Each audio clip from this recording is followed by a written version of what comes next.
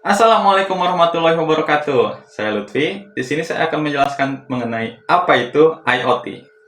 Sebelumnya bagi yang belum kenal, perkenalkan, nama saya Muhammad Lutfi Asidik dari kelas TI 4A dengan NIM A2.2000066.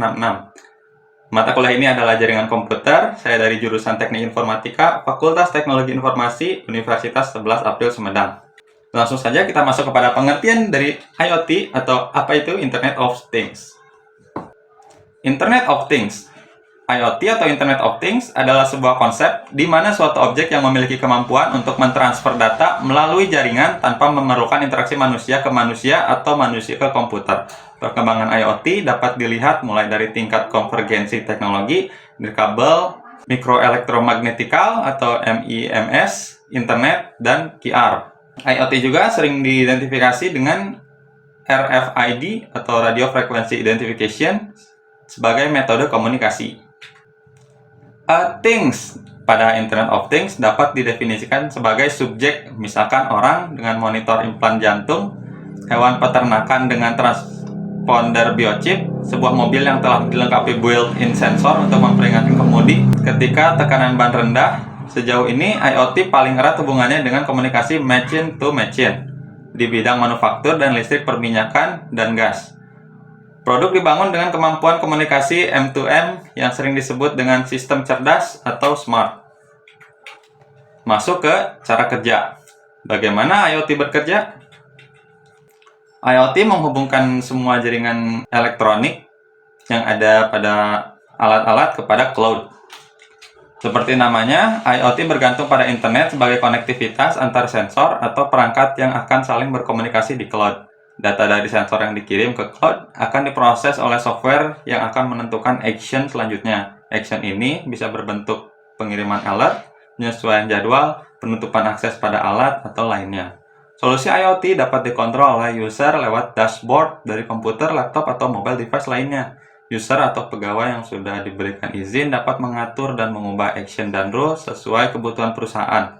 Perubahan ini akan dikirim lagi ke cloud, lalu sensor yang berkaitan akan segera terupdate. 3. Unsur pembentuk. Apa saja unsur pembentuk IoT? Unsur pembentuk IoT ada 4. Yang pertama, sensor atau device. Sesuai dengan kegunaan masing-masing, sensor-sensor ini bertugas mengumpulkan data setiap saat, sesuai interval waktu yang ditentukan. Karena sensor mengumpulkan data berukuran kecil, baterai pada device bisa bertahan lama. Seperti sensor NB-IoT bisa bertahan selama 10 tahun tanpa ganti baterai.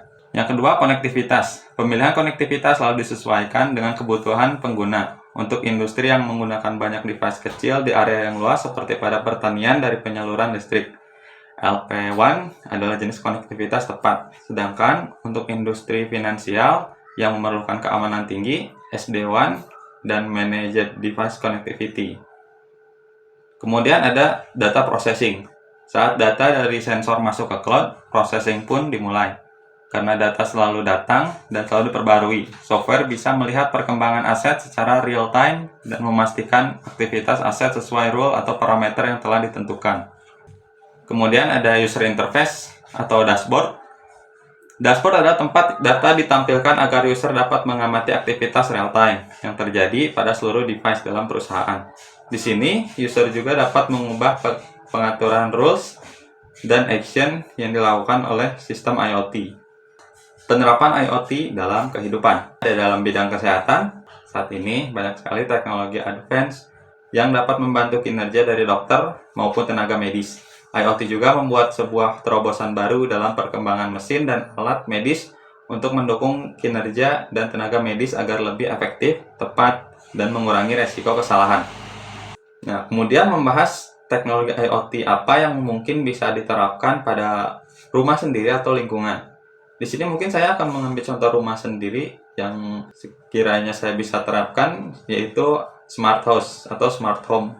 Saya bisa menerapkan beberapa fungsi otomatis pada elektronik rumah atau dikendalikan melalui smartphone.